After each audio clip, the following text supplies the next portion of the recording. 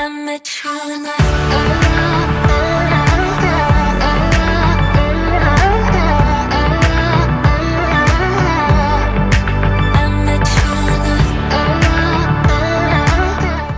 everyone, welcome back. Today I have Edukita with me today. I have Darren, Melvin, and Charling from Edukita. Hi guys, how are you? Hi. Great. Hello. So I want to ask some questions before we start. Do you guys mind introducing yourself as an individual and as an organization? Yeah, sure. My name is Charlene. Um, I'm currently in grade 11, and right now I'm studying in Taiwan. All right. So, hi, my name is Darren. My friends call me Billy. Some people call me Fish. That depends on what kind of community you are. Yeah, me and Charling and Melvin have been in Edukita for a while. So that's what we do, I guess. Melvin? Hello, my name is Melvin. I'm in grade 12. You can call me whatever you want. I'm chill with it. Uh, my role in Edukita is quite unsure. I do a lot of odd jobs. So I'm basically the handyman of the group, I guess. So nice to meet you. That's a nice introduction. So, guys, I want to know a little bit about like what you guys do in Edukita and not only just, the whole experience. I want to know the full story, how it was first built and like who had the idea. So, I'll just jump into the first question. And I want to ask Charling the first question, which is how do you define a nonprofit organization? What do you think it is? Uh, Personally, for me, I mean, the name itself is pretty self-explanatory. So I feel like nonprofit organization should be an organization where profiting is not the main aim of the organization.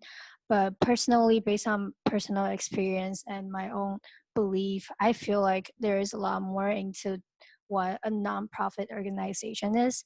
For me, I feel like it's not just the fact that it's nonprofit, but it's more on the focus on the heart of operating a nonprofit organization. So for me, I feel like operating a nonprofit organization, it's important that you have the passion for it and you're committing to this organization because you are willing to and you want to help people for all of the good purposes that each and every individual would have different intention, but I feel like what's important is that it's all good and pure intentions. That's a good answer. Thank you for the answer. So, as for Edukita, how have you guys helped people this far of your journey? Maybe one of you can explain that.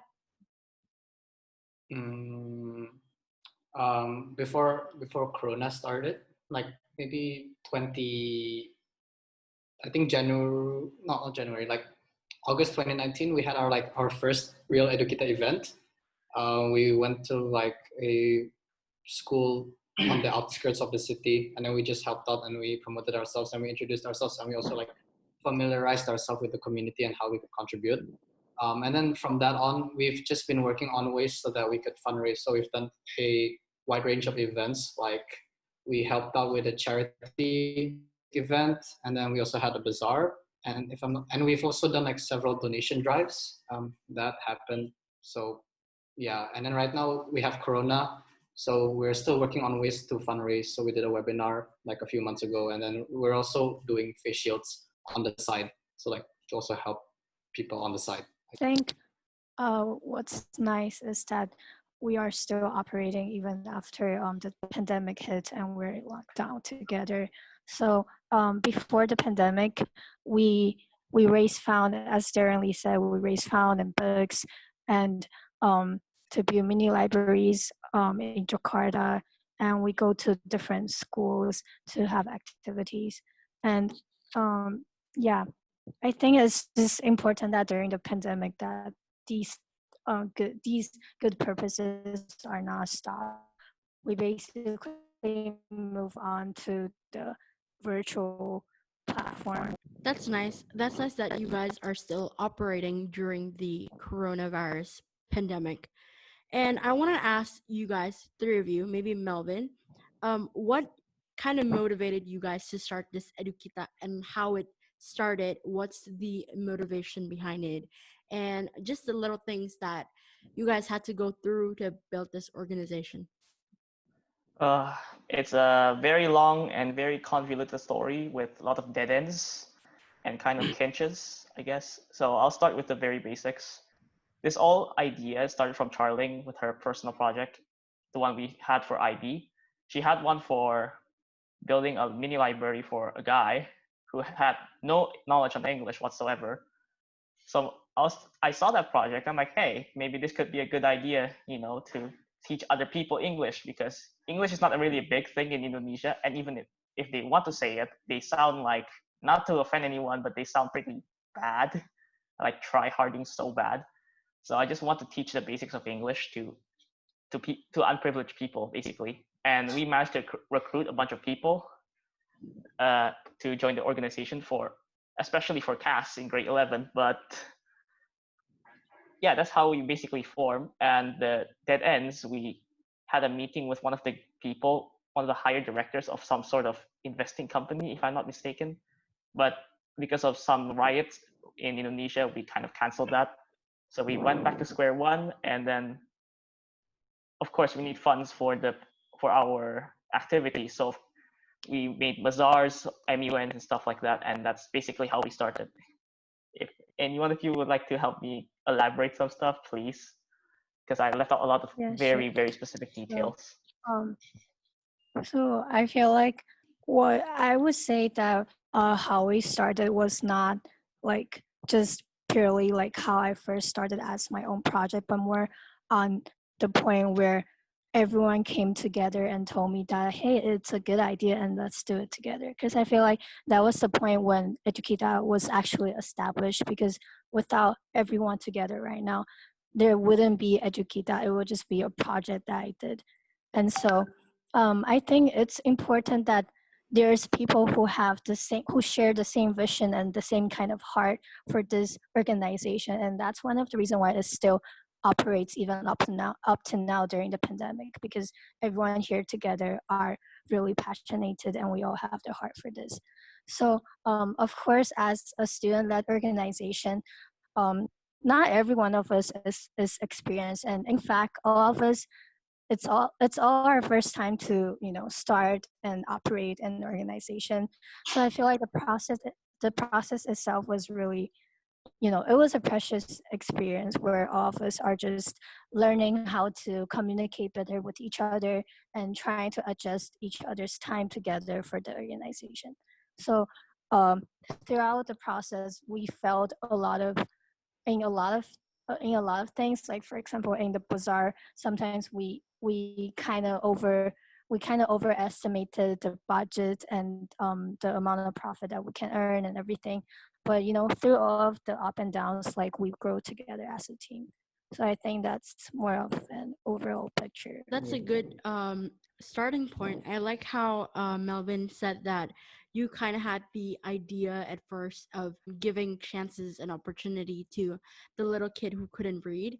And I think that's so interesting because there's a lot of small organizations that also started that way, and it's very unique in a way. So, guys, I wanted to ask Deely, I want to ask you, so how has Edukita helped people in the past? Like, how have you guys provided for these kids, the underprivileged? Like, I want to know the details, like which area do you guys teach in? And, so people who are listening and are interested could also help. Yeah, so our demographic is focused primarily towards Indonesian children, but we've certainly, like, because now of the pandemic, we've certainly looked beyond that. But in the past, we've looked towards, in the past so far, we've built one mini library. Well, actually two, if we include Charling's one. And yeah, we've been able to create activities with them. So we would attend those orphanages, and then we would give the kids like not canvas, like they would draw on some bags, and then we would use those bags as fundraisers for them and for ourselves as well. Right now though, because of course it's the pandemic, we're still motivated to try to help people. So on the side, we've started doing a new project where we do like the face shields, and we basically help teach a bunch of Indonesians like all over the city on how to make face shields and how we can like help distribute it to like local hospitals and stuff like that. I think that's about it. Did I miss something? So how do you think that as someone from the outside perspective, if they were to scroll through your Instagram account, how could they help as a person and as an individual in terms of like volunteering or, financially supporting it? How can they do that? Our organization is like we've said, we've had a lot of ups and downs, and one of those ups and downs was related to how we had to reorganize the structure of the organization a couple of times. And then the one that we have currently right now, which I believe will be the permanent one, is that we focus on projects. So our organization is quite open in the sense that everyone is really free to do whatever they want and however they want it. We're all a very supportive and collaborative community. So if we actually aren't even that limited, like if there's an individual outside that really wants to help us with a specific project, they can volunteer by themselves. They don't really have to be part of the organization itself. So we're really open to not expanding ourselves, but like trying to help the community to the furthest extent possible. Okay, thank you for that answer. And I want to ask you, three of you, I'm sure that there's a lot of ups and downs in making Edukita.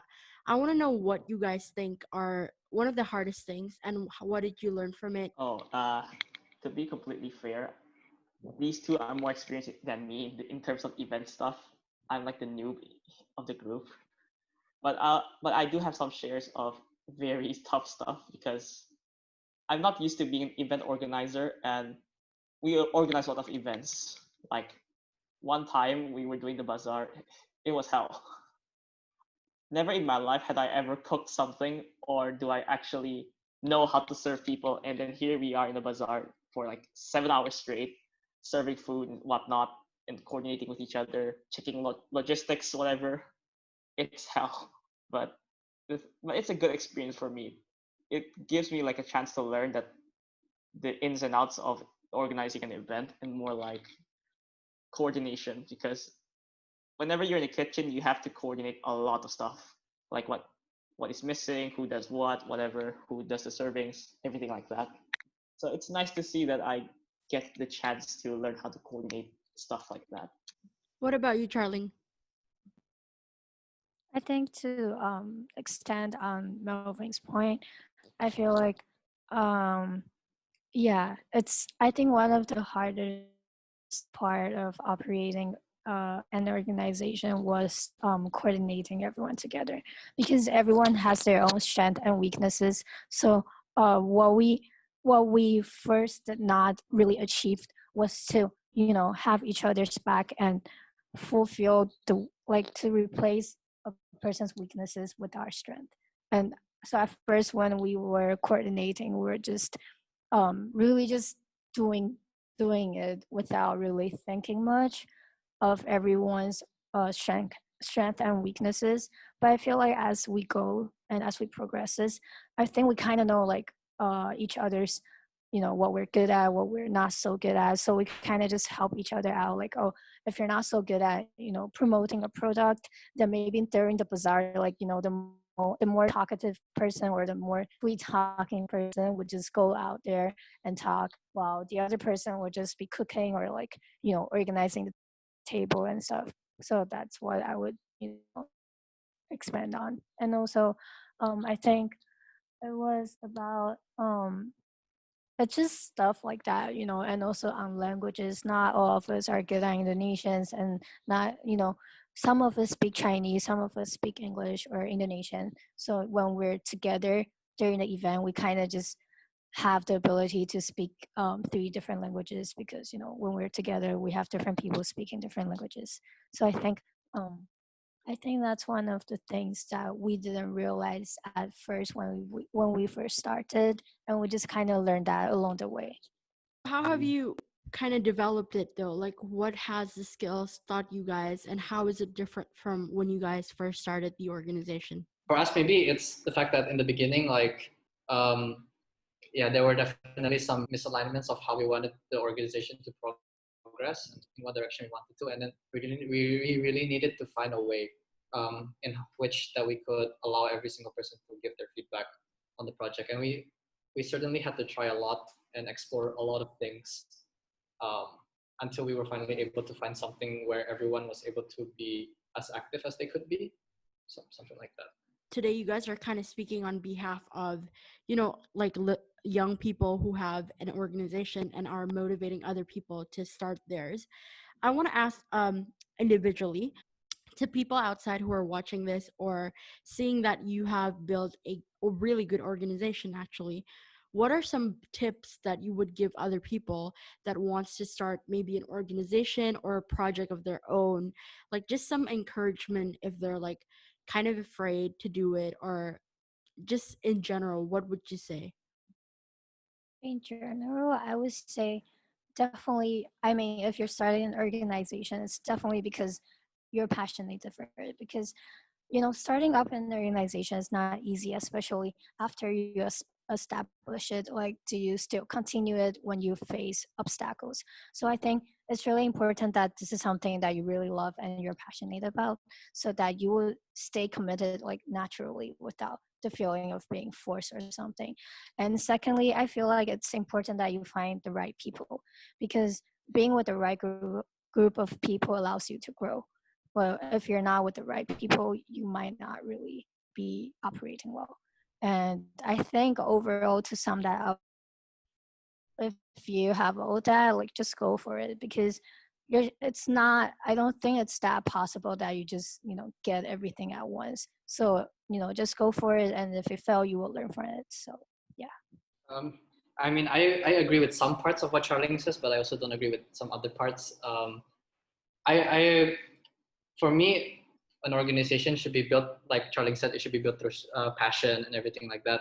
But I don't agree with the part that you should surround yourself with the right people, because to me, it shouldn't be you choosing who gets to join the organization, but you're able to adapt to whoever is willing to follow you, because that's something that I believe that in an organization, nothing is gonna go right on the first try itself, and by having like different mindsets in the organization itself, it's able to basically help you diversify your views until you eventually work on something that works for everyone.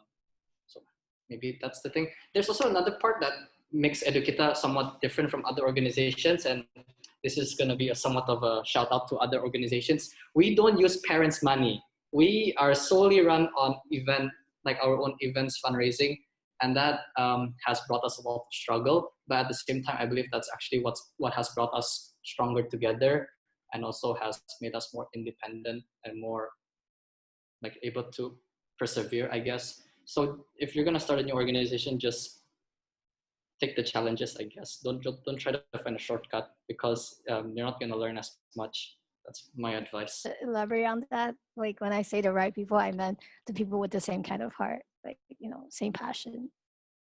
Yeah, I agree. What about you, Melvin? Yeah, the same thing as these two. Throughout our entire journey as a whole, there's a lot of ups and downs, and the one thing that's always in common is that the anxiety of what if we do it wrong, what if we screw up, what if we lose, or something like that. My tip for those who are wanting to open like an NGO or like some sort of nonprofit organization, if you want to do it, just do it. You don't have to think about, oh, what am I going to do later? Just do it first, and you think about the steps later on, because eventually you will learn the ins and outs. You will learn a lot more, and don't take shortcuts whatsoever, because if you cut corners, you're going to cut the amount of stuff you're going to learn. So, Yeah, do you that's guys all. think that just from everything that you've learned right now, that it has changed you over time? Like, what's the scene result now?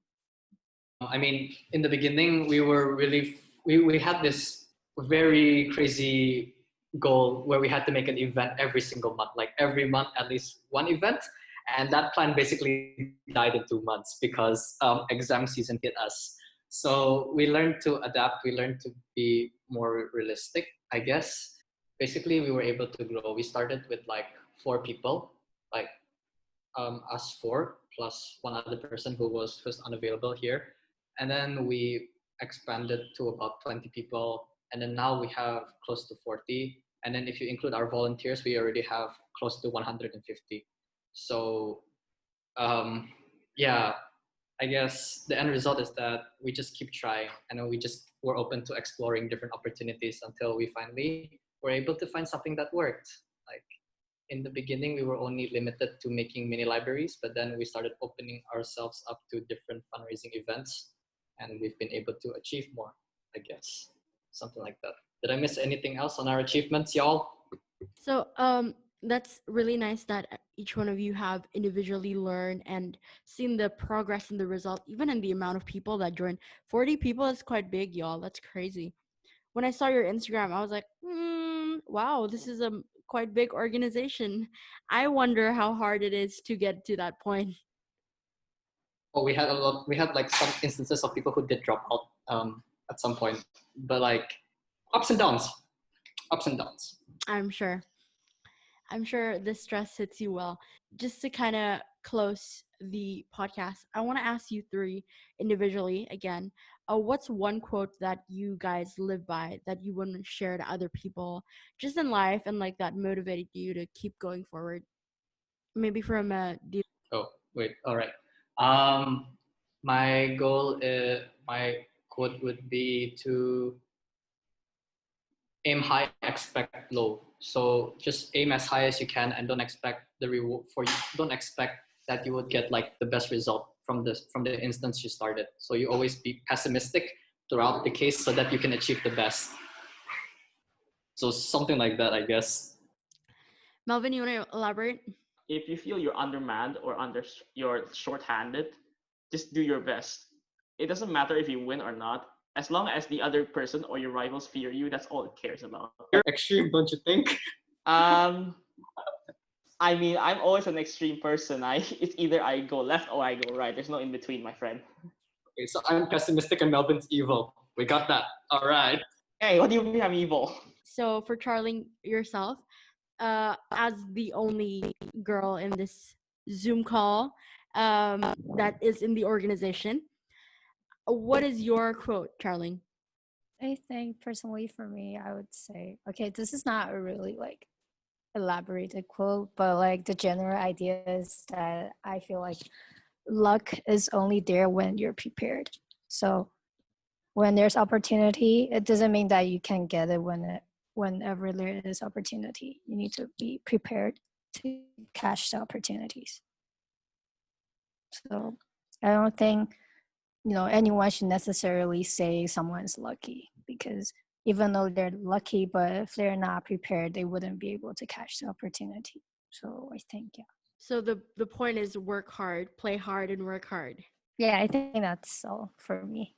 Well, thank you guys so much for joining me today. I'm just going to remind you that this podcast will be up on YouTube and on Spotify. Again, thank you for everybody who's watching. I'll link Edukita and their Instagram below.